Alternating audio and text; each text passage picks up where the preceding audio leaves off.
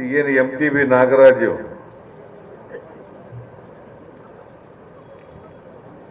ನನ್ನನ್ನು ಕಿತ್ತಿ ಅಷ್ಟು ಬಿಟ್ಟಿದ್ದಾನಂತೆ ಎದೆಯಿಂದ ಈಚೆಗೆ. ನಾನು ಇಟ್ಕೋ ಅಂತೂ ಹೇಳಿರ್ಲಿಲ್ಲ ಅವನಿಗೆ, ಅವನೇ ಇಟ್ಕೊಂಡಿದ್ದ. ಅವನಿಗೆ ಕಿತ್ತಾಕ್ಬಿಟ್ಟಿದ್ದೀನಿ.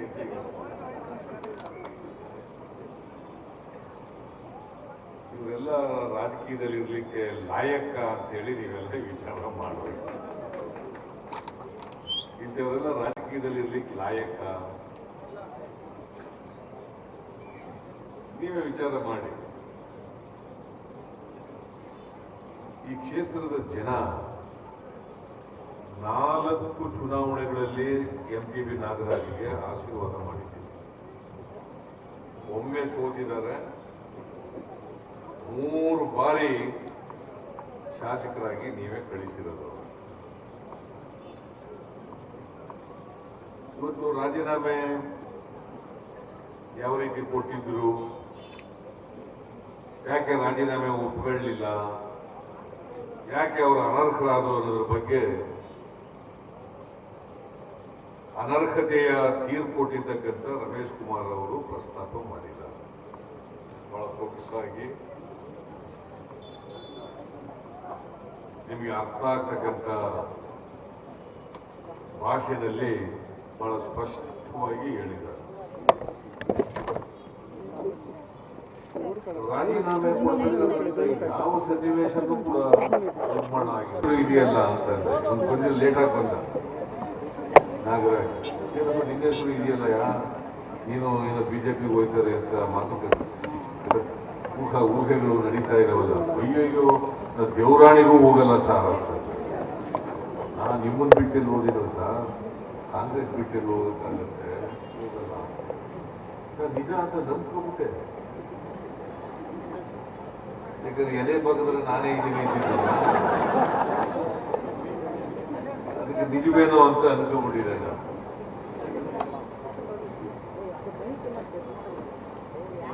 ಅದಾದ್ಮೇಲೆ ಸ್ವಲ್ಪ ಕಗ್ಗರಡ ಶುರು ಮಾಡೋಣ.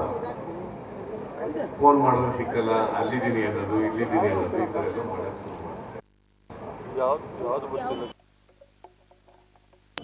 ಆಮೇಲೆ ರಾಜೀನಾಮೆ ಕೊಟ್ಬಿಟ್ಟ. ರಾಜೀನಾಮೆ ಕೊಟ್ಟಾದ್ಮೇಲೆ ಇವನು ಸುಧಾಕರ್ ಅಂತ ಹೇಳಿ ಚಿಕ್ಕಬಳ್ಳಾಪುರದವರು ಇಬ್ಬರು ಸೇರ್ಕೊಂಡು ಒಟ್ಟಿಗೆ ಇವ್ರ ಹತ್ರ ಪ್ರಮಾಣ ಮಾಡಿ ರಾಜೀನಾಮೆ ಕೊಟ್ಬಿಟ್ರು ಅಂತ ಹೇಳ್ತಾರೆ. ಯಾಕಂದ್ರೆ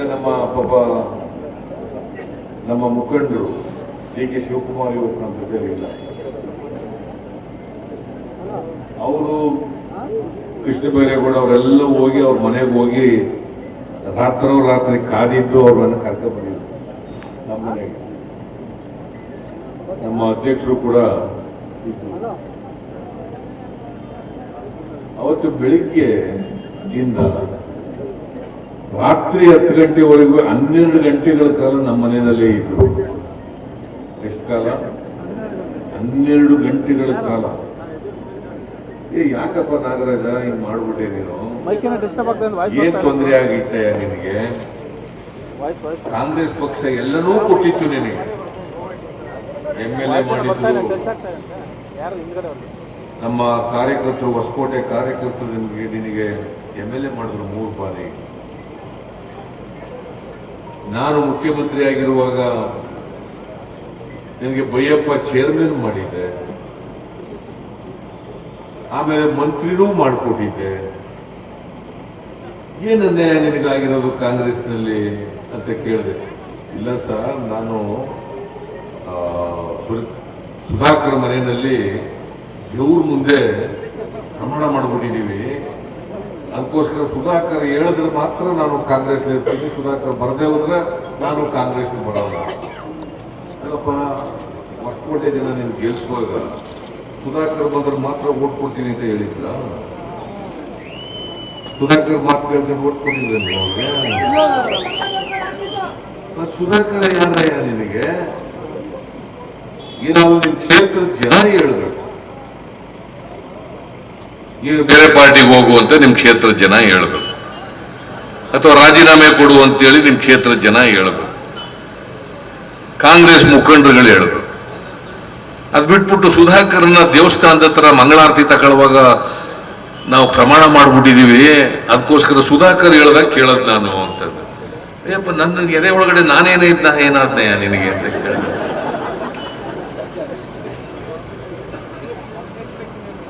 12 ಗಂಟೆ ರಾತ್ರಿವರೆಗೂ ಕೂಡ 10 ಗಂಟೆ ರಾತ್ರಿವರೆಗೂ ಏನೇನೋ ಮಾಡಿ ಕೊನೆಗೆ ಒಪ್ಕೊಂಡ. ಆಯ್ತು, ಇರ್ತೀನಿ ನಾನು, ಕಾಂಗ್ರೆಸ್ ಬಿಟ್ಟು ಹೋಗಲ್ಲ, ಸುಧಾಕರ್ ಮಾತು ಕೇಳಲ್ಲ, ನಾನು ಇಲ್ಲೇ ಉಳಿತೀನಿ ಅಂತ ರಾತ್ರಿ 10 ಗಂಟೆಯಲ್ಲಿ ನಾನು ಮನೆಗೆ ಹೋಗ್ತೀನಿ ಅಂತ ಹೇಳದ. ಆಯ್ತಪ್ಪ, ಒಂದು ಕೆಲಸ ಮಾಡು, ಪ್ರೆಸ್ನವ್ರಿಗೆ ಹೇಳ್ಬಿಡು, ಹಾಗಾದ್ರೆ ಪ್ರೆಸ್ನವ್ರು ಕರೆಸ್ತೀನಿ ನಾನು, ಮಾಧ್ಯಮದವ್ರು ಬಂದ್ರು ನಮ್ಮ ಮನೆ ಹತ್ರಕ್ಕೆ. ಅಲ್ಲಿ ಮಾಧ್ಯಮದವ್ರು ಎದುರುಗಡೆ ನಾನಿದ್ದೆ, ಡಿ ಕೆ ಶಿವಕುಮಾರ್ ಇದ್ರು, ಕೃಷ್ಣ ಬೈರೇಗೌಡ ಇದ್ರು, ಮತ್ತೆ ದಿನೇಶ್ ಗುಂಡೂರಾವ್ ಇದ್ರು, ಕುಮಾರಸ್ವಾಮಿನೂ ಇದ್ರು. ಅವತ್ತು ಮುಖ್ಯಮಂತ್ರಿ ನೀವೆಲ್ಲ ನೋಡಿದ್ದೀರಿ ಟಿವಿನಲ್ಲಿ, ಕುಮಾರಸ್ವಾಮಿನೂ ಇದ್ರು. ಅವ್ರ ಎದುರುಗಡೆ ನಾನು ಕಾಂಗ್ರೆಸ್ನಲ್ಲೇ ಉಳಿತೀನಿ, ಕಾಂಗ್ರೆಸ್ ಬಿಟ್ಟು ಹೋಗಲ್ಲ, ನಾನು ಕೊಟ್ಟಿರ್ತಕ್ಕಂಥ ರಾಜೀನಾಮೆಯನ್ನು ವಾಪಸ್ ತಗೊಳ್ತೀನಿ ಅಂತ ಪ್ರೆಸ್ ಹೇಳಿದ್ದು. ಬಲಾತ್ಕಾರ ಮಾಡಿ ಹೇಳಿಸ್ತಿಲ್ಲ ನಾವು, ಅಲ್ಲಿ ತಪ್ಪಿಸ್ಕೊಂಡು ಹೋಗಿ ಇವನೇ ಹೇಳಿದ್ದು ಪುಣ್ಯಾತ್ಮ. ಅದು ಹೇಳ್ಬಿಟ್ಟು ಅಲ್ಲಿಂದ ಹೋಗಿ ನಮ್ಮ ಮನೆ ಗೇಟ್ ಇದೆಯಲ್ಲ, ಗೇಟ್ನ ಹತ್ರ ನಾನು ಹೇಳಿದ್ದೀನಿ, ಆದ್ರೆ ಸುಧಾಕರ ಏನ್ ಹೇಳ್ತಾನೆ ನಾನು ಕೇಳ್ತೀನಿ ಅಂತ ಹೇಳ್ಬಿಟ್ಟು ಹೋಗೋರೆ. ಕಾರ್ನಲ್ಲಿ ಕೂತ್ಕೊಂಡು ನೀವು ಇದೆಲ್ಲ ನೋಡಿದಿರಲ್ಲ ಟಿವಿನಲ್ಲೆಲ್ಲ.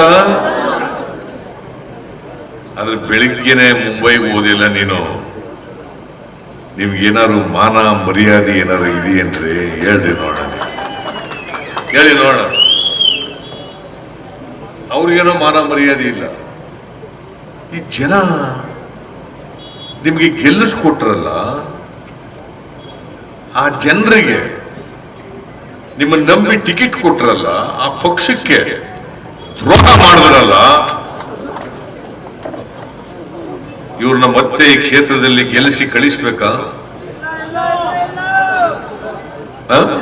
ಇದೇ ನಿಮ್ಮ ಸ್ವಾಭಿಮಾನದ ಪ್ರಶ್ನೆ, ಇದೇ ನಿಮ್ಮ ಆತ್ಮಾಭಿಮಾನದ ಪ್ರಶ್ನೆ.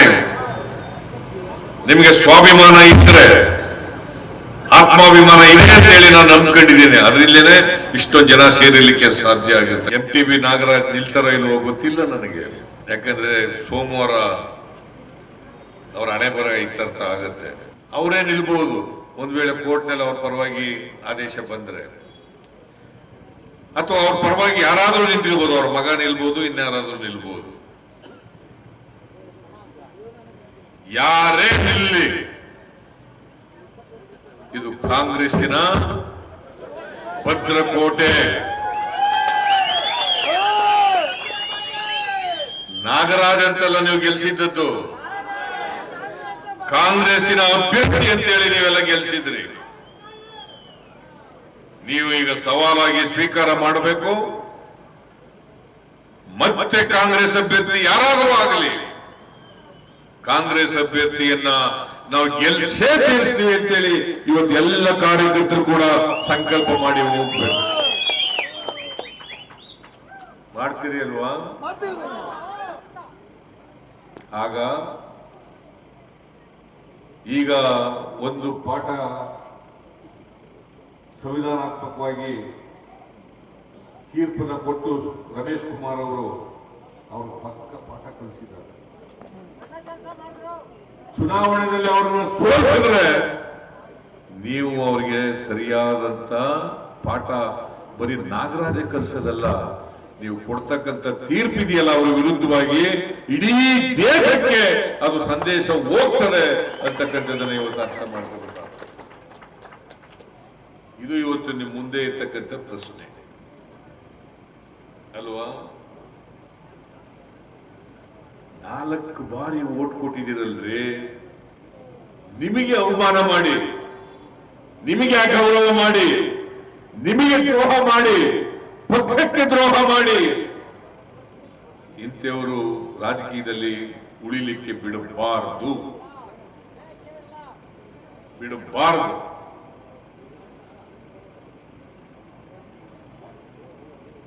ಆಮೇಲೆ ಏನು ಈ ಸಾರಿ ಬಾಯಿ ಬಂದಾಗ ಮಾತಾಡ್ತಾರಪ್ಪ. ನಾವೆಲ್ಲ ನಾನು ನಾಗರಾಜ ಗೊತ್ತೋ, ಏನು ನಾಗರಾಜ ಆದ್ರೆ ನಾಗರಾವ ಇವರು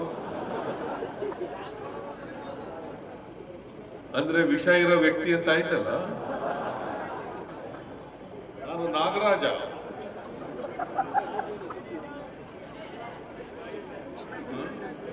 ಅದೆಲ್ಲ ಡ್ಯಾನ್ಸ್ ಬೇರೆ ಮಾಡಿದ್ದ ಹಿಂಗೆ.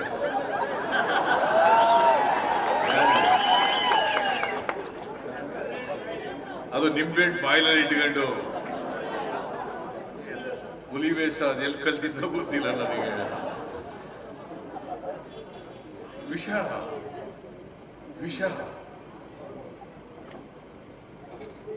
ನಿಮಗೂ ಗೊತ್ತಾಗಲಿಲ್ಲ ಇಷ್ಟು ದಿನದವರಿಗೆ. ಈ ನಾಗರಾಜ ನಾಗರಾವು ಅಂತ ಗೊತ್ತಾಗಲಿಲ್ಲ ನಿಮಗೆ. ಗೊತ್ತಿದ್ರೆ ಹಿಂಗೆ ಆಯ್ತಿರ್ಲಿಲ್ಲ.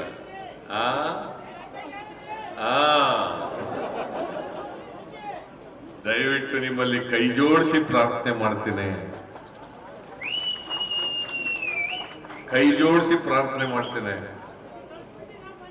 ಇದು ನಿಮ್ಮ ಸ್ವಾಭಿಮಾನದ ಪ್ರಶ್ನೆ, ನಿಮ್ಮ ಆತ್ಮಾಭಿಮಾನದ ಪ್ರಶ್ನೆ. ನೀವೆಲ್ಲ ಪಕ್ಷದ ನಿಷ್ಠಾವಂತರಾಗಿರೋದ್ರಿಂದ ನಾಗರಾಜ ಪಕ್ಷಕ್ಕೆ ದ್ರೋಹ ಮಾಡಿ ಹೋದ್ರೂ ಕೂಡ 100ಕ್ಕೆ 80ಕ್ಕೂ ಹೆಚ್ಚು ಕಾರ್ಯಕರ್ತರು ನಮ್ಮ ಪಕ್ಷದಲ್ಲಿ ಉಳ್ಕೊಂಡಿದ್ದೀರಲ್ಲ,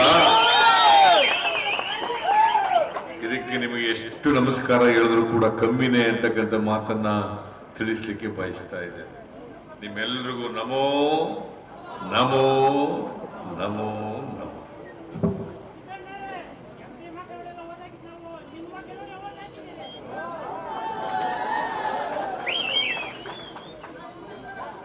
ಯಾವ ಪಕ್ಷಕ್ಕೆ ಹೋಗ್ತಾ ಇರೋದು ಅವರು? ಭಾರತೀಯ ಜನತಾ ಪಕ್ಷಕ್ಕೆ.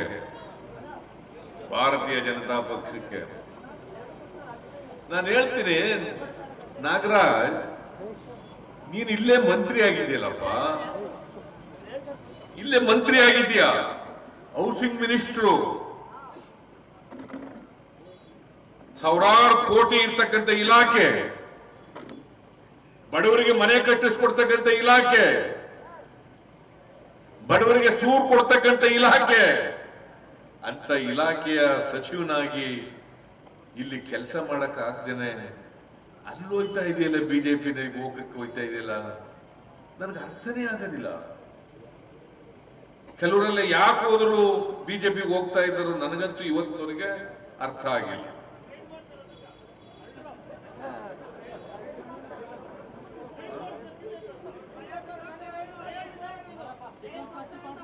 ಬಹುಶಃ ನನಗನ್ಸುತ್ತೆ ಬಿಜೆಪಿಯವರು ಭಯ ಹುಟ್ಟು ಮಾಡಿರ್ಬೇಕು ಇವರಿಗೆ.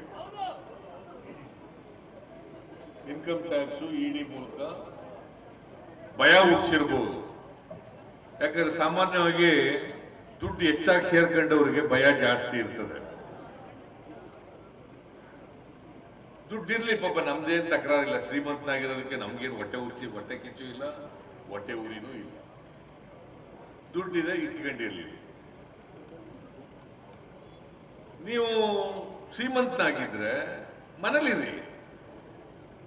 ಇಲ್ಲಿ ಜನಗಳು ಯಾರು ನಿಮಗೆ ನಂಬಿಕೆ ಇಟ್ಕೊಂಡು, ವಿಶ್ವಾಸ ಇಟ್ಕೊಂಡು ನಿಮ್ಮನ್ನ ಆರಿಸಿ ಗೆಳಿಸಿರ್ತಾರೆ, ಅವ್ರಿಗೆ ಚೂರಿ ಹಾಕಿ ಬೇರೆ ಪಾರ್ಟಿಗೆ ಹೋಗೋದಿದೆಯಲ್ಲ, ಇದಕ್ಕಿಂತ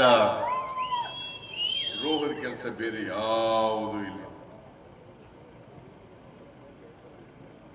ಅದರಿಂದ ನೀವೆಲ್ಲರೂ ಕೂಡ ಇದು ನಿಮಗೆ ಸವಾಲಾಗಿ ಸ್ವೀಕಾರ ಮಾಡಬೇಕು. ಇದು ಒಂದು ಸವಾಲು. ಇವತ್ತೇ ಕಾಕ್ತಾಳೀಯ ನಾವು ಬಂದ ಮೇಲೆ ಇಲ್ಲಿಗೆ ನಾವು ಮೆರವಣಿಗೆಯಲ್ಲಿ ಬರುವಾಗ ಚುನಾವಣೆ ಘೋಷಣೆ ಆಗಿದೆ ಅಂತೇಳಿ ಸುದ್ದಿ ಬಂತು. ಮುಂದಿನ ಇವತ್ತು 21, ಮುಂದಿನ ತಿಂಗಳು 21ಕ್ಕೆ ಚುನಾವಣೆ. ಇವತ್ತಿನಿಂದ 30 ದಿನನೂ ಇಲ್ಲ. ಇವತ್ತು ಊಟ ಐತಲ್ಲ, 29 ದಿನ ಅಷ್ಟೇ ಇರೋದಿಲ್ಲ. ಸಾಮಾನ್ಯವಾಗಿ 45 ದಿನ ಒಂದು ಚುನಾವಣೆಯಲ್ಲಿ ಟೈಮ್ ಇರ್ತಿತ್ತು. ಈಗ 35 ದಿನಗಳಲ್ಲಿ ಚುನಾವಣೆ ಘೋಷಣೆ ಮಾಡಿಬಿಟ್ಟಿದ್ದಾರೆ. 17 ಜನ ಅನರ್ಹರಾಗಿರ್ತಕ್ಕಂಥವರು, 3 ಜನ JDSನವರು, 14 ಜನ ನಮ್ಮ ಪಾರ್ಟಿಯವರು. ಅದರಲ್ಲಿ 15 ಚುನಾವಣೆಗಳು ಮಾತ್ರ ಘೋಷಣೆ ಮಾಡಿದ್ದಾರೆ ಅಂತೇಳಿ ಸುದ್ದಿ ಇದೆ. 15 ಕ್ಷೇತ್ರಗಳಲ್ಲಿ ಮಾತ್ರ. ಇನ್ನು ಉಳಿದವು 2 ಆಗ್ಬೋದ ಏನೋ ಗೊತ್ತಿಲ್ಲ. ನಾನು ಹೇಳ್ತೇನೆ, ಇವತ್ತು ಅಲ್ಪಸಂಖ್ಯಾತರ ಸರ್ಕಾರ ಇರ್ತಕ್ಕಂಥದ್ದು, ಅನೈತಿಕವಾದಂಥ ಸರ್ಕಾರ ಇರ್ತಕ್ಕಂಥದ್ದು ಬಿಜೆಪಿ. ಕಳೆದ ಚುನಾವಣೆಯಲ್ಲಿ ಯಡಿಯೂರಪ್ಪನವರಿಗೆ ಅವ್ರ ಪಕ್ಷಕ್ಕೆ ಬಹುಮತ ಕೊಟ್ಟಿರಲಿಲ್ಲ. ಈ ರಾಜ್ಯದ ಜನ 104 ಸ್ಥಾನಗಳು ಬಂದಿದ್ದು, ಅದರಲ್ಲೂ ಶೇಕಡಾವಾರು ಮತಗಳನ್ನು ಲೆಕ್ಕ ಹಾಕಿದ್ರೆ ಕಾಂಗ್ರೆಸ್ಗೆ 38.14% ಓಟ್ ಬಂದಿತ್ತು ಕರ್ನಾಟಕದಲ್ಲಿ. ಎಷ್ಟು? 38.14. ಭಾರತೀಯ ಜನತಾ ಪಕ್ಷಕ್ಕೆ 36.36% ಓಟ್ ಬಂದಿತ್ತು. 36.36. ಕಾಂಗ್ರೆಸ್ಗೆ 38.14. ಶೇಕಡಾವಾರು ಮತ ನಮಗೆ ಜಾಸ್ತಿ ಬಂತು, ಅದರ ಸೀಟ್ ಕಡಿಮೆ ಆಯಿತು, 80 ಸ್ಥಾನ ಬಂತು. ಬಿಜೆಪಿಗೆ ಶೇಕಡಾವಾರು ಮತ ಕಡಿಮೆ ಬಂತು, ಅದರ 104 ಸ್ಥಾನ ಬಂತು. JDSನವರು 37 ಸ್ಥಾನ ಬಂತು. ಯಾವ ಸರ್ಕಾರ, ಯಾವ ಪಕ್ಷಕ್ಕೂ ಕೂಡ ಬಹುಮತ ಕೊಡಲಿಲ್ಲ ಈ ರಾಜ್ಯದ ಜನ.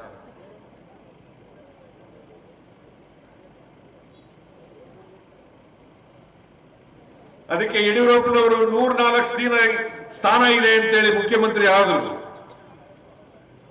ಆದರೆ 3 ದಿನದಲ್ಲಿ ರಾಜೀನಾಮೆ ಕೊಡಬೇಕಾಯ್ತು, ಬಹುಮತ ಸಾಬೀತು ಮಾಡಕ್ಕಾಗಲಿಲ್ಲ. ಆಮೇಲೆ ನಾವು ಮತ್ತು JDSನವರು ಸೇರಿ ಸಮ್ಮಿಶ್ರ ಸರ್ಕಾರ ಮಾಡೋದು. ನನ್ನ ಜೊತೆ ನಾಗರಾಜು ಮೊದಲನೇ ಸಾರಿ ಮಂತ್ರಿ ಆಗಲಿಲ್ಲ ಅಂತ ಜಗಳಕ್ಕೆ ಬಂದ. ನಾನು ಮಂತ್ರಿ ಮಾಡಲಿಲ್ಲ. ನಾನು ನೋಡಿ 2ನೇ ಸಾರಿನೂ ಮಂತ್ರಿ, ಪಾಪ HM ರೇವಣ್ಣ ಬಹಳ ಸೀನಿಯರ್, ಶಿವಳ್ಳಿ ಮಾಡಿದ್ದು. ಈ ಭಾಗದಿಂದ HM ರೇವಣ್ಣ ಅವ್ರನ್ನ ಮಾಡಬೇಕಾಗಿತ್ತು, ಸೀನಿಯರ್ ಮೋಸ್ಟ್ ಲೀಡರ್ ಈ ಭಾಗದಲ್ಲಿ, ನಮ್ಮ ಹಳೆ ಮೈಸೂರು ಭಾಗದಲ್ಲಿ. ನಾನು ಆದರೂ ಇವರಿಗೆ ಒಂದು ಮಾತು ಕೊಟ್ಟಿದ್ದೆ ಕಳೆದ ಚುನಾವಣಾ ಸಂದರ್ಭದಲ್ಲಿ, ನಾನು ಮಂತ್ರಿ ಮಾಡ್ತೀನಿ ಅಂತ ಹೇಳಿ.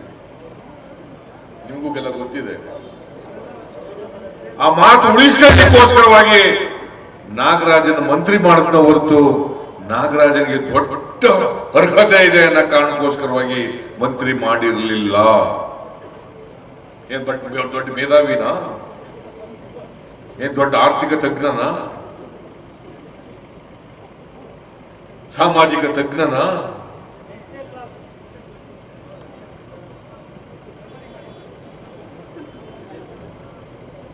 ಇವ್ರನ್ನ ಮಂತ್ರಿ ಮಾಡಿದ್ದು. ಮಂತ್ರಿಗಿಂತ ಇನ್ನೇನ್ ಬೇಕಾಗಿತ್ತಪ್ಪ ಅವ್ರಿಗೆ? ಯಾಕೆ ಬೇಕಾಗಿತ್ತು ಮಂತ್ರಿಗಿಂತ? ಇನ್ನೇನ್ ಬೇಕಾಗಿತ್ತು? ಕಾಂಗ್ರೆಸ್ ಇನ್ನೇನ್ ಕೊಡಬೇಕಾಗಿತ್ತು? ನೀವು ತಮ್ಮ ಸಂಪತ್ತನ್ನು ಉಳಿಸ್ಕೊಳ್ಳಿಕ್ಕೋಸ್ಕರ ಅಧಿಕಾರ ಬಿಜೆಪಿ ಬಂದ್ರೆ 3.5 ವರ್ಷ ಮಂತ್ರಿ ಆಗಿರ್ಬಹುದು. ಸಮ್ಮಿಶ್ರ ಸರ್ಕಾರದ ಕುರ್ಚಿ ಅಲ್ಲಾಡ್ತಾ ಇದೆ ಅಂತ ನೀನೇ ಸೃಷ್ಟಿ ಮಾಡ್ಕೊಂಡು ನಾನು ಎಷ್ಟು ಗೌರವ ಕೊಟ್ಟಿದ್ದೆ ಅಂದ್ರೆ ನಿಮಗೆ ತಿಳ್ಕೋಬೇಕು. Krishna Byregowda district incharge minister, Bengaluru rural. Bengaluru ರೂರಲ್ಗೆ ಯಾವ ಅಧಿಕಾರಿಗಳು ಹೇಳಿದ್ರು ಕೂಡ ನಾಗರಾಜ್ ಹೇಳಿದವ್ರನ್ನೇ ಹಾಕೊಡ್ತಿದ್ದೆ ನಾನು. DC ಅವ್ರು ಹೇಳಿದವರು, SP ಅವ್ರು ಹೇಳಿದವರು, AC ಅವ್ರು ಹೇಳಿದವರು, ತಹಸೀಲ್ದಾರ್ ಅವರು ಹೇಳಿದವರು, ಎಲ್ಲ ಇಂಜಿನಿಯರ್ಗಳು ಇಷ್ಟೆಲ್ಲ ಅನುಭವಿಸ್ಬಿಟ್ಟು ನಾಗರಾಜ್ ನೀವು ನಮ್ಮನ್ನೆಲ್ಲ ಬಿಟ್ಬಿಟ್ಟು ಕಾಂಗ್ರೆಸ್ ಬಿಟ್ಬಿಟ್ಟು ಹೋದ್ರಲ್ರಿ, ನಿಮ್ಗೇನಾದ್ರು 3 ಕಾಸರು ಮಾನ ಮರ್ಯಾದೆ ಇದೆಯೇನಪ್ಪ ನಾಗರಾಜ್? ಇವರು ತಕ್ಕ ಪಾಠ ಕಲಿಸ್ತಕ್ಕಂಥ ಶಕ್ತಿ ಯಾರ ಕೈನಲ್ಲಿರೋದು? ಯಾರ ಕೈನಲ್ಲಿರೋದು? ನಿಮ್ ಕೈನಲ್ಲಿರೋದು. ಜನಶಕ್ತಿ ಅಂದ್ರೆ ನೀವೇನೆ. ಏನಾಯ್ತು ಮಂಡ್ಯದಲ್ಲಿ? ಸುಮಲತಾ ಸ್ವಾಭಿಮಾನಿಗಳೇ ಸ್ವಾಭಿಮಾನಕ್ಕೋಸ್ಕರ ಓಟ್ ಕೊಡಿ ಅಂತ ಕೇಳಿದ್ರು. ಏನ್ ಸುಮಲತಾ ಹತ್ರ ದುಡ್ಡಿತ್ತ? ಇರ್ಲಿಲ್ಲ, ಗೆಲ್ಲಿಲ್ವಾ? ಸ್ವಾಭಿಮಾನಿ ಮಂಡ್ಯದ ಜನ ಅವರ ಸ್ವಾಭಿಮಾನಕ್ಕೋಸ್ಕರ ಓಟ್ ಕೊಟ್ಟಿಲ್ವಾ? ದುಡ್ಡುಗೋಸ್ಕರ ಮಾರ್ಕಂಡ್ರ ಅಲ್ಲಿ? ನಾಗರಾಜು ದುಡ್ಡು ಖರ್ಚು ಮಾಡಿ ಏನಾದ್ರು ಗೆಲ್ತೀನಿ ಅಂತ ಏನಾದ್ರು ಭ್ರಮೆನಲ್ಲಿದ್ರೆ, ನಾಗರಾಜ್ ಅದು ನಿಮ್ಮ ಭ್ರಮೆ ಅಂತಕ್ಕಂಥ ಮಾತನ್ನ ಅವ್ರಿಗೆ ಹೇಳಲಿಕ್ಕೆ ಬಯಸ್ತಾ ಇದ್ದೇನೆ. ಹೊಸಕೋಟೆ ಜನ ಯಾರು ಕೂಡ ತಮ್ಮನ್ನ ಮಾರ್ಕೊಳ್ಳಿಕ್ಕೆ ತಯಾರಿಲ್ಲ. ದುಡ್ಡು ತಗೊಂಡು ಓಟ್ ಕೊಡ್ಲಿಕ್ಕೆ ತಯಾರಿಲ್ಲ. ಕಾಂಗ್ರೆಸ್ ಪರವಾಗಿ ನಿಲ್ತಾರೆ. ನೀವು ನಿಲ್ಲಿ ಅಥವಾ ಯಾರು ನಿಲ್ಲಿ, ಬಿಜೆಪಿ ಅಭ್ಯರ್ಥಿಯನ್ನ, ಜೆಡಿಎಸ್ ಅಭ್ಯರ್ಥಿಯನ್ನ ಸೋಲಿಸ್ತಾರೆ ಹೊಸಕೋಟೆಯಲ್ಲಿ ಅಂತಕ್ಕಂಥ ವಿಶ್ವಾಸ, ನಂಬಿಕೆ ನನಗಿದೆ ಅಂತಕ್ಕಂಥ ಮಾತನ್ನ ಹೇಳಲಿಕ್ಕೆ ಬಯಸ್ತಾ ಇದ್ದಾರೆ. ಅದಿರಲಿ ಹಿಂದೆ ಬರಲಿ. ಮತ್ತೆ ಭಾರತೀಯ ಜನತಾ ಪಕ್ಷ ಇದೆಯಲ್ಲ, ಅವ್ರು ಯಾವತ್ತೂ ಕೂಡ ರೈತರ ಪರವಾಗಿ, ಬಡವರ ಪರವಾಗಿ, ದಲಿತರ ಪರವಾಗಿ, ಹಿಂದುಳಿದವರ ಪರವಾಗಿ, ಮಹಿಳೆಯರ ಪರವಾಗಿ, ಯುವಕರ ಪರವಾಗಿ ಇರ್ತಕ್ಕಂಥ ಪಕ್ಷ ಅಲ್ಲ. ಬಹಿರಂಗವಾಗಿ ಹೇಳ್ತಾರೆ ಅಲ್ಪಸಂಖ್ಯಾತರು ನಮ್ಮ ಪಕ್ಷಕ್ಕೆ ಬೇಡ ಅಂತೇಳಿ. ಅಲ್ಪಸಂಖ್ಯಾತರು ನಮ್ಮ ಪಕ್ಷಕ್ಕೆ ಬೇಡ ಅಂತ ಬಹಿರಂಗವಾಗಿ ಆ ಈಶ್ವರಪ್ಪ ಅಂತ ಇದ್ದಾರೆ. ಈಶ್ವರಪ್ಪ ಅಂತ ಒಬ್ಬ ಮಂತ್ರಿ ಬೇರೆ, ಬಹಳ ಬಾಲಿಶವಾಗಿ ಮಾತಾಡ್ತಾರೆ. ಅವ್ರು ಏನ್ ಮಾಡ್ತಾರೆ ಅಂತ ಮಾತಾಡ್ತಾರೆ ಅಂತ ಅವ್ರಿಗೆ ಗೊತ್ತಿಲ್ಲ. ಮುಸಲ್ಮಾನರಿಗೆ ನಾವು ಟಿಕೆಟ್ ಕೊಡಬೇಕಾದ್ರೆ 10 ವರ್ಷಗಳ ಕಾಲ ಮುಸಲ್ಮಾನರು ಭಾರತೀಯ ಜನತಾ ಪಕ್ಷದಲ್ಲಿ ಕಸ ಹೊಡಿಬೇಕು, ಹಾಗಾದ್ರೆ ಮಾತ್ರ ಕೊಡ್ತೀವಿ ಅಂತ ಹೇಳ್ತಾರೆ. ದಲಿತರು ಪರವಾಗಿಲ್ಲ ಅವರು. ಅಂಬೇಡ್ಕರ್ ಬರೆದಂತ ಸಂವಿಧಾನವನ್ನ ಬದಲಾವಣೆ ಮಾಡ್ತೀವಿ ಅಂತ ಹೇಳ್ತಾರೆ. ದಲಿತರು ಅವ್ರಿಗೆ ಓಟ್ ಕೊಡ್ಬೇಕಾ? ಕೊಡಕೂಡುದು. ಸಾಮಾಜಿಕ ನ್ಯಾಯಕ್ಕೆ ವಿರುದ್ಧವಾಗಿರ್ತಕ್ಕಂಥವರು, ಮಹಿಳೆಯರು, ಹಿಂದುಳಿದವರು ಯಾವ ಕಾರಣಕ್ಕೂ ಕೂಡ ಓಟ್ ಕೊಡಕೂಡುದು. ಇದೇ ನರೇಂದ್ರ ಮೋದಿಯವರು ಕಳೆದ ಲೋಕಸಭಾ ಚುನಾವಣೆಯಲ್ಲಿ 2014ರಲ್ಲಿ ಏನೆಲ್ಲ ಭರವಸೆಗಳನ್ನು ಕೊಟ್ಟಿದ್ರು, ಒಂದೇ ಒಂದನ್ನು ಈಡೇರಿಸಲಿಕ್ಕೆ ಹೋಗಲಿಲ್ಲ ಅವರು. ಬರೀ ಭಾವನಾತ್ಮಕವಾದಂಥ ವಿಚಾರಗಳನ್ನ, ಹಿಂದುತ್ವ, ಶ್ರೀರಾಮ, ಅಯೋಧ್ಯೆ, ಪಾಕಿಸ್ತಾನ, ಜಮ್ಮು ಕಾಶ್ಮೀರ, ಪುಲ್ವಾಮಾ ದಾಳಿ,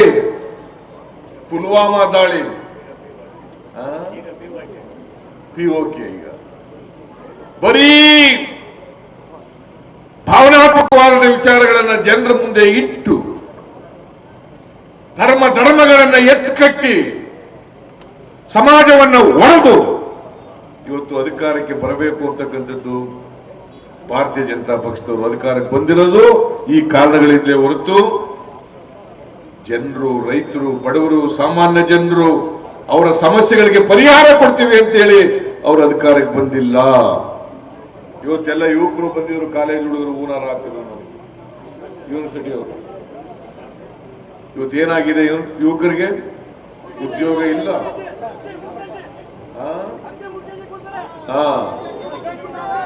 ನಾನು ಬಡವರಿಗೆ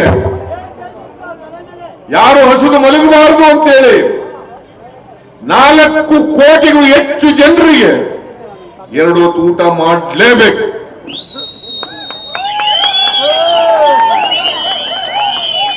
7 ಕೆಜಿ ಅಕ್ಕಿಯನ್ನ ಫ್ರೀಯಾಗಿ ಬಡವರು ಊಟ ಮಾಡಲಿ, ಗುಳೆ ಹೋಗಬಾರದು.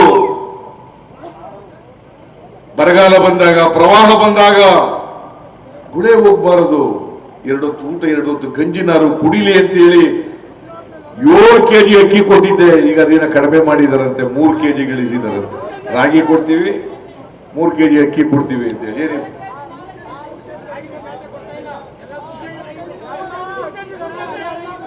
ಏನಿದೆ ಅಕ್ಕಿ ಕೊಡ್ತಕ್ಕಂಥದ್ದು?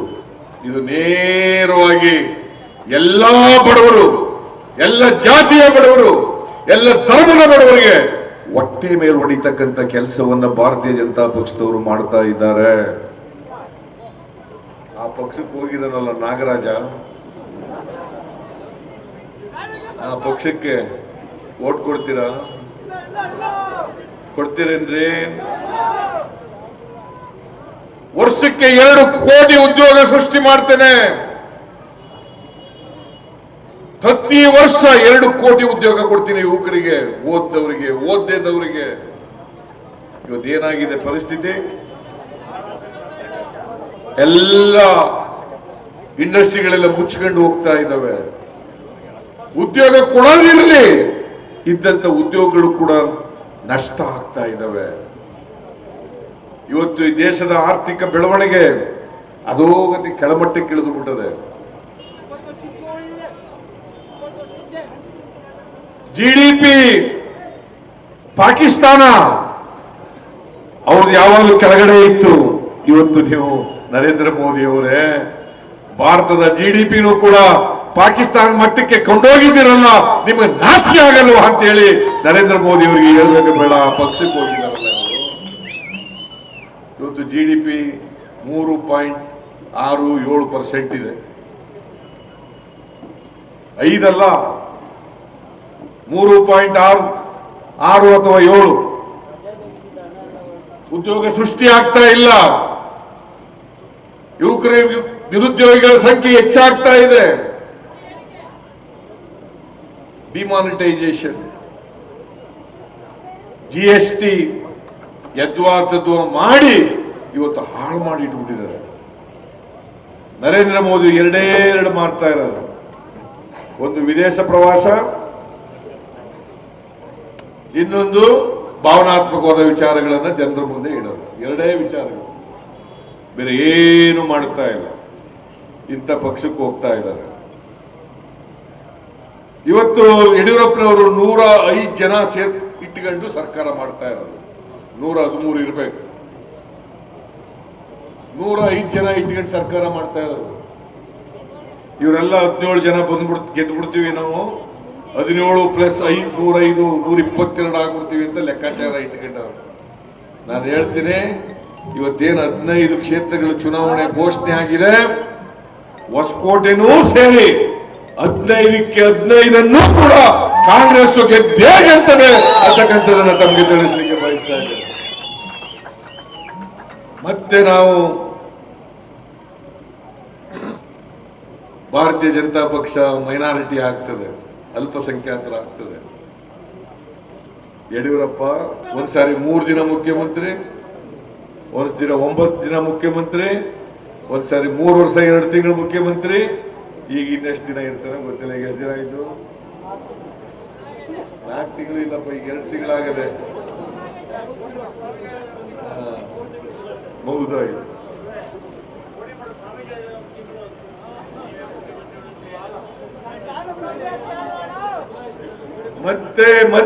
ಮತ್ತೆ ಯಡಿಯೂರಪ್ಪನವರು ಮುಖ್ಯಮಂತ್ರಿ ಸ್ಥಾನವನ್ನ ಕಳ್ಕೊಳ್ತಾರೆ. ಅದಕ್ಕೆ ನೀವು ನಾಂದಿ ಆಡಬೇಕು. ಹೊಸಕೋಟೆಯಿಂದಲೇ ಇವತ್ತು ಮೊದಲನೇ ಚುನಾವಣೆ ಇವತ್ತೇ ಪ್ರಾರಂಭ ಆಗಿರೋದು. ನಾವಿವತ್ತು ಸ್ವಾಭಿಮಾನದ ಸಭೆ, ಪ್ರತಿಭಟನಾ ಸಭೆ ಮಾಡೋಣ ಅಂತ ಬಂದು ಚುನಾವಣೆ ಘೋಷಣೆ ಆಗ್ಬಿಟ್ಟು ನನಗೂ ಕಲ್ಪನೆ ಇರಲಿಲ್ಲ ಇಷ್ಟು ಜಲ್ದಿ ಆಗ್ಬಿಡ್ತದೆ ಅಂತೇಳಿ.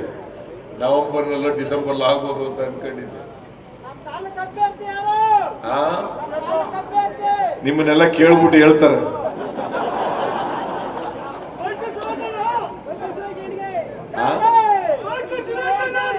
ಅವನ ಎಮ್ಮೆ ಇರಪ್ಪಲ್ಲಿ ಅವನು MLA ಅವನ್ನೇ ಬೈತಿ ಸುರಣ್ಣ, ಬೈತಿ ಸುರೇಶ್ ಅಣ್ಣ ಅಂದ್ರೆ ಹೇಗೆ?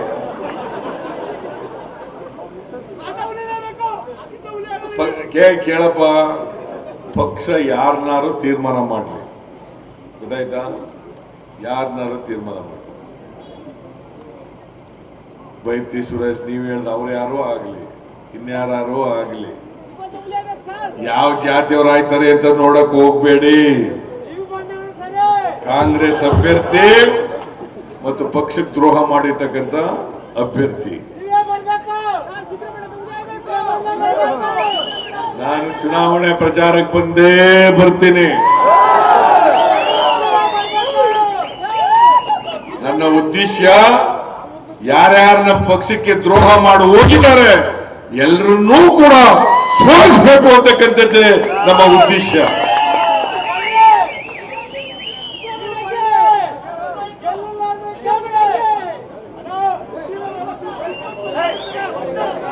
ಅದರಿಂದ ಇವತ್ತು ನಾವು ಮಾಡಿರ್ತಕ್ಕಂಥ ಕಾರ್ಯಕ್ರಮಗಳಿದ್ದಾವಲ್ಲ, ಕರ್ನಾಟಕದ ಇತಿಹಾಸದಲ್ಲಿ ಯಾವ ಸರ್ಕಾರನೂ ಕೂಡ ಮಾಡಿರಲಿಲ್ಲ, ಯಾರು ಮಾಡಿರಲಿಲ್ಲ. ಯಡಿಯೂರಪ್ಪನವ್ರನ್ನ ಮುಖ್ಯಮಂತ್ರಿ ಮಾಡಕ್ ಹೋಗಿದಾರಲ್ಲ, ಇವ ಯಾರನ್ನ ಮುಖ್ಯಮಂತ್ರಿ ಮಾಡಕ್ ಹೋಗಿರೋದು? ಯಡಿಯೂರಪ್ಪನವ್ರನ್ನ ಮುಖ್ಯಮಂತ್ರಿ ಮಾಡಕ್ ಹೊರಟಿರೋದು ಇವ MTB. ನನ್ನ ಎದೆಯಿಂದ ಕಿತ್ತಾಕ್ಬಿಟ್ಟು ಯಡಿಯೂರಪ್ಪನವ್ರನ್ನ ಮುಖ್ಯಮಂತ್ರಿ ಮಾಡಕ್ ಹೋಗಿದಾರಲ್ಲ ಮಿಸ್ಟರ್ ನಾಗರಾಜ್. ಇವರಿಗೆ ನೀವು ತಕ್ಕ ಪಾಠ ಕಲಿಸದೆ ಹೋದರೆ ಪ್ರಜಾಪ್ರಭುತ್ವ ಯಶಸ್ವಿ ಆಗಲಿಕ್ಕೆ ಸಾಧ್ಯ ಇಲ್ಲ. ಇವತ್ತೇನಾದ್ರೂ ಪ್ರಜಾಪ್ರಭುತ್ವ ಈ ದೇಶದಲ್ಲಿ ಉಳಿದಿದ್ರೆ ಜನರಿಂದಲೇ ಹೊರತು ಬೇರೆ ಯಾರಿಂದಲೂ ಅಲ್ಲ ಅಂತಕ್ಕಂಥದ್ದನ್ನು ತಿಳ್ಕೋಬೇಕಾಗ್ತದೆ. ಇವತ್ತು ಪ್ರಜಾಪ್ರಭುತ್ವ ಉಳಿಬೇಕಾದ್ರೆ, ಮುಂದೆನೂ ಉಳಿಬೇಕಾದ್ರೆ ಅದು ಜನರಿಂದ, ಮತದಾರರಿಂದ ಮಾತ್ರ ಸಾಧ್ಯವೇ ಹೊರತು ಬೇರೆ ಲೀಡರ್ಗಳಿಂದ ಅದು ಸಾಧ್ಯ ಆಗಲ್ಲ. ಲೀಡರ್ಗಳು ಬಹುತೇಕ ಸ್ವಾರ್ಥಿಗಳು, ಆದರೆ ಮತದಾರರು ಸ್ವಾರ್ಥಿಗಳಲ್ಲ. ಮತದಾರರು ಸ್ವಾರ್ಥಿಗಳಲ್ಲ. ನಾವೇ ನಿಮ್ಮನ್ನು ಹಾಳು ಮಾಡಕ್ ಪ್ರಯತ್ನ ಮಾಡಿರೋರು.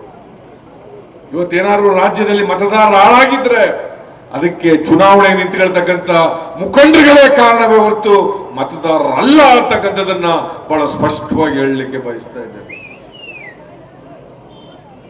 ಆದ್ರಿಂದ ನೀವ್ಯಾರು ಕೂಡ ಯಾವುದೇ ಆಸೆ ಆಮಿಷಗಳು ಒಡ್ಲಿ, ಹೆದರಿಕೆ ಬೆದರಿಕೆಗಳನ್ನು ಒಡ್ಲಿ, ಅವು ಯಾವುದಕ್ಕೂ ಕೂಡ ಜಗ್ಗಬಾರದು, ಬಗ್ಗಬಾರದು. ನನಗೆ ಹೇಳಿದ ಸುರೇಶನೇನೆ, ಪೊಲೀಸ್ನವರು ಇಲ್ಲಿ ತೊಂದರೆ ಕೊಡ್ತಾರೆ, ತಹಸೀಲ್ದಾರ್ ಬಂದು ತೊಂದರೆ ಕೊಡ್ತಾರೆ ಅಂತೇಳಿ ನನಗೆ SP ಫೋನ್ ಮಾಡಿ ಹೇಳಿದೆ, ಇವೆಲ್ಲ ನಡೆಯಲ್ಲ, ಪ್ರಜಾಪ್ರಭುತ್ವದಲ್ಲಿ ಇವೆಲ್ಲ ನಡೆಯಲ್ಲ, ಕಾನೂನು ರೀತಿ ನೀವು ಕೆಲಸ ಮಾಡಬೇಕು. ಒಂದು ವೇಳೆ ಏನಾದರೂ ಕಾನೂನನ್ನ ಬಿಟ್ಟು ಕೆಲಸ ಮಾಡಿದ್ರೆ ನಾನೇ ಬರ್ತೀನಿ, ಹೊಸಕೋಟೆಗೆ ನಾನೇ ಬರ್ತೀನಿ, ನಾನೇ ಮುಂದ್ಗಡೆ ನಿಂತು ಪ್ರತಿಭಟನೆ ಮಾಡಬೇಕಾಗ್ತದೆ. ನಾನು ಈಗಲೂ ಕೂಡ ಪೊಲೀಸ್ನವರು ಎಲ್ಲರೂ ಹಂಗಿರೋದಿಲ್ಲ, ಕೆಲವರು ಬಟ್ಟಂಗಿಗಳ ಕೆಲಸ ಮಾಡ್ತಾರೆ. ಅವರಿಗೆ ನಾನು ಎಚ್ಚರಿಕೆಯನ್ನು ಕೊಡ್ತೇನೆ. ಚುನಾವಣೆ ಘೋಷಣೆ ಆಗಿದೆ, ಕಾನೂನು ರೀತಿ ನಡ್ಕೊಳ್ಬೇಕು. ಕಾನೂನು ಬಿಟ್ಟು ಕಡಿಮೆ ಮಾಡಿದ್ರು ಕೂಡ ನಾವು ಸುಮ್ಮನೆ ಇರಲ್ಲ ಅಂತಕ್ಕಂಥ ಮಾತನ್ನ ಅವರಿಗೆ ತಿಳಿಸ್ಲಿಕ್ಕೆ ಬಯಸ್ತಾ ಇದ್ದೇನೆ. ಏನೇ ಹೆಚ್ಚು ಕಡಿಮೆ ಆದರೂ ಕೂಡ ನಾವಿದ್ದೀವಿ. ಕಾರ್ಯಕರ್ತರು ಯಾರು ಕೂಡ ಎದೆಗುಂದಬಾರದು, ಹೆದರಬಾರದು. ನಿಮ್ ಜೊತೆ ನಾವು ಇರ್ತೀವಿ, ನಿಮ್ ಪರವಾಗಿ ಹೋರಾಟ ಮಾಡಿ ನ್ಯಾಯ ಕೊಡಿಸಲಿಕ್ಕೆ ಪ್ರಯತ್ನ ಮಾಡ್ತೀವಿ. ಯಾರು ಅಧಿಕಾರಿಗಳು ಏನೇ ಹೇಳಲಿ, ಯಾರಿಗೂ ಹೆದರ್ಕೊಳ್ಳಕ್ಕೆ ಹೋಗಬೇಡಿ. ಕಾನೂನು ಮಾತ್ರ ಗೌರವ ಕೊಡಬೇಕು, ಕಾನೂನು ಮಾತ್ರ ಗೌರವ ಕೊಡಬೇಕು. ಅಧಿಕಾರಿಗಳು ಕೂಡ ಕಾನೂನು ರೀತಿಯ ಮಾಡಬೇಕು. ಅವರು ಪೊಲೀಸ್ನವ್ರು ಇರ್ಬೋದು, ರೆವಿನ್ಯೂ ಡಿಪಾರ್ಟ್ಮೆಂಟ್ ಇರ್ಬೋದು, ಯಾರೇ ಆಗಲಿ. ಈಗ ನಾಗರಾಜ MLA ಅಲ್ಲ, ಯಾಕಪ್ಪ ಮತ್ ಕೇಳಿರಿ? ಈ ಕ್ಷೇತ್ರದ ಮತದಾರನೂ ಅಲ್ಲ, ನಾವೇ ಮುಂದೆ ಗೆಲ್ಲೋದು. ಮತ್ತೆ ನಮ್ಮ MLA ಬರ್ತಾರಲ್ಲ, ಹಾಗೇನ್ ಮಾಡಿರಿ? ಹಾಗೇನ್ ಮಾಡಿರಿ ಗಿರಾಕಿಗಳು? ಹುಷಾರ್, ಹಾಗೆಲ್ಲ ಮಾಡಕ್ ಹೋಗ್ಬೇಡಿ. ಅವೆಲ್ಲ ಬಿಟ್ಬಿಡ್ಬೇಕು. ನಾನು ಎಸ್ ಪಿಗೆ ಹೇಳಿದೆ, ನೋಡಪ್ಪ ಹಾಗೆಲ್ಲ ಮಾಡ್ಬಿಡಿ. ಎಸ್ ಪಿ ಹೇಳಿದ್ರು, ಇಲ್ಲ ಸರ್ ನಾವು ಕಾನೂನು ರೀತಿ ಮಾಡ್ತೀವಿ, ಅವೆಲ್ಲ ಮಾಡಲ್ಲ ಅಂತ ಹೇಳಿದ್ರು. ಅವ್ರು ಯಾರೇ ಇಲ್ಲಿರ್ತಕ್ಕಂಥ ಇನ್ಸ್ಪೆಕ್ಟರ್ ಇರ್ಬೋದು, ತಹಸೀಲ್ದಾರ ಇರ್ಬೋದು, ಅಸಿಸ್ಟೆಂಟ್ ಕಮಿಷನರ್ ಇರ್ಬೋದು, ಡಿವೈಎಸ್ಪಿ ಇರ್ಬೋದು, ಯಾರೇ ಆಗಲಿ ಕಾನೂನು ಬಿಟ್ಟು ಮಾಡಕ್ ಹೋಗ್ಬೇಡಿ. ನಮಗೂ ಕಾನೂನು ಬಿಟ್ಟು ಮಾಡ್ಕೊಡ್ಬೇಡಿ, ಅವ್ರಿಗೂ ಕಾನೂನು ಬಿಟ್ಟು ಮಾಡ್ಕೊಡ್ಬೇಡಿ. ನಿಷ್ಪಕ್ಷಪಾತವಾಗಿ ನಡ್ಕಬೇಕು. ಇದನ್ನ ನಿಮಗೆ ಸೂಚ್ಯವಾಗಿ ತಿಳಿಸ್ಲಿಕ್ಕೆ ಬಯಸ್ತಾ ಇದ್ದೇನೆ. ಆದರೆ ನಮ್ಮ ಕಾರ್ಯಕರ್ತರು ಯಾವ ಕಾರಣಕ್ಕೂ ಕೂಡ ಭಯ ಪಡಬಾರದು. ಧೈರ್ಯವಾಗಿ ಈ ಚುನಾವಣೆಯನ್ನ ಎದುರಿಸಿ ಹೋರಾಟ ಮಾಡಿ ಕಾಂಗ್ರೆಸ್ ಅಭ್ಯರ್ಥಿಯನ್ನ ಗೆಲ್ಲಿಸಬೇಕು. ಆಗ ಮಾತ್ರ ನಿಮಗೆ ಮರ್ಯಾದೆ, ನಮಗೂ ಮರ್ಯಾದೆ ಬರಲಿಕ್ಕೆ ಸಾಧ್ಯ ಆಗ್ತದೆ. ಪ್ರಜಾಪ್ರಭುತ್ವ ಎತ್ತಿಡಿಲಿಕ್ಕೆ, ಸಂವಿಧಾನವನ್ನ ಎತ್ತಿಡಿಲಿಕ್ಕೆ ಸಾಧ್ಯ ಆಗ್ತದೆ. ಆ ಕೆಲಸವನ್ನ 21ನೇ ತಾರೀಕು ನೀವೆಲ್ಲರೂ ಕೂಡ ಮಾಡಬೇಕು ಅಂತ ಕೇಳ್ಕೊಂಡು, ಇವತ್ತು ಎಲ್ಲ ಬ್ಲಾಕ್ ಸಮಿತಿ ಅಧ್ಯಕ್ಷಗಳು, ಮುನ್ಸ್ವಾಮಣ್ಣ, ಬೇರೆ ಬೇರೆ ಎಲ್ಲ ಪದಾಧಿಕಾರಿಗಳು, ಅವ್ರಿಗೆಲ್ರಿಗೂ, ಮತ್ತೆ ಕೃಷ್ಣ ಬೈರೇಗೌಡ, ಸುರೇಶ, ಇವರು ಸ್ವಲ್ಪ ಆಸಕ್ತಿ ತಕ್ಕಂಡು ಇವರೆಲ್ಲರೂ ಕೂಡ ಈ ಕಾರ್ಯಕರ್ತರ ಸಭೆ ಏರ್ಪಾಡು ಮಾಡಲಿಕ್ಕೆ ಪ್ರಯತ್ನ ಮಾಡಿದ್ದಾರೆ. ಅವ್ರಿಗೆಲ್ರಿಗೂ ಧನ್ಯವಾದಗಳನ್ನು ಹೇಳಿ ನಿಮಗೆಲ್ಲ ನಮಸ್ಕಾರ ಮಾಡಿ ನಾನು ಮಾತು ಮುಗಿಸ್ತೇನೆ. ಜೈ ಹಿಂದ್, ಜೈ ಹಿಂದ್.